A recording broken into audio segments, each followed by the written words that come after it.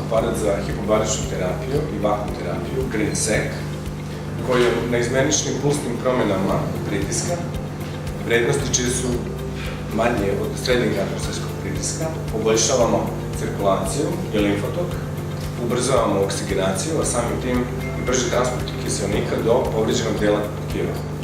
Ova metoda primenjuje se i kod aktivnih sportista radi brže razgradnje laktata, odnosno soli mlečnih kiselina.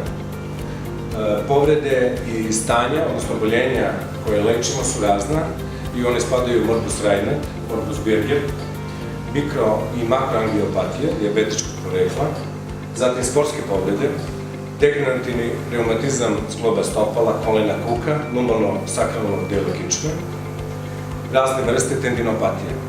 Ovom metodom se smanjuju bolovi i jedem i upotrebljava se u fazi kondicionalnih priprema aktivnih sportista, ali i u fazi oporavka nakon zahtevnih treninga.